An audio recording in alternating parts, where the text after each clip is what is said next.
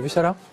Ouais, ça devrait pas arriver. Marqueur, Ils en sont encore au stade de l'expérimentation. Des lignes de code, des pixels, des images médicales. La start-up Therapixel a créé une intelligence artificielle capable de dépister des cancers du sein. Alors ce que vous avez à l'image, c'est deux mammographies. Et l'objectif du radiologue, c'est d'aller trouver les anomalies dans cette image qui peuvent être une signature d'un potentiel cancer.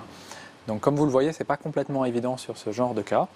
Et donc là, ce que vous voyez ici, c'est le résultat de l'algorithme qui fait ressortir des zones qui sont très suspectes. Un ordinateur qui détecte des tumeurs avec une fiabilité comparable à celle des meilleurs radiologues.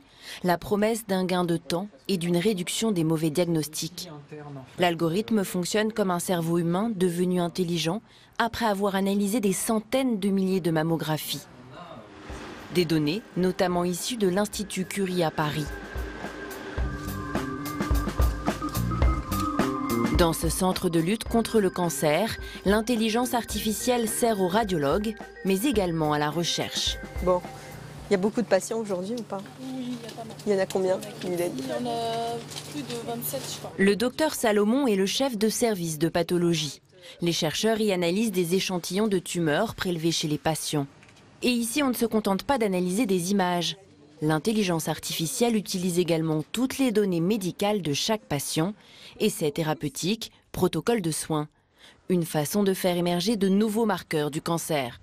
Pour nous, c'est l'ouverture vers de la recherche, de nouvelles découvertes, de nouveaux marqueurs qu'on ne verrait pas nous, de signes que l'on n'aurait pas remarqués, mais que l'ordinateur qui regarde ça de façon avec des algorithmes très sophistiqués peut peut-être nous éclairer et nous les montrer, nous les apprendre. Et puis, d'un autre côté, l'ordinateur peut prendre en charge des tâches fastidieuses et répétitives. À terme, cet algorithme pourra prédire l'évolution des maladies et permettre de mieux soigner les patients. Conscient de l'enjeu, l'Institut Curie a créé un service dédié à l'intelligence artificielle.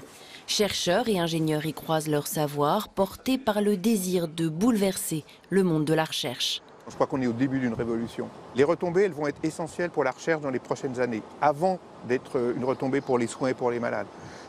Donc ça va faire exploser la recherche dans le domaine du cancer notamment. Et puis on pense que dans 10-15 ans, ça sera utilisé beaucoup plus couramment pour les soins. Mais je ne pense pas avant.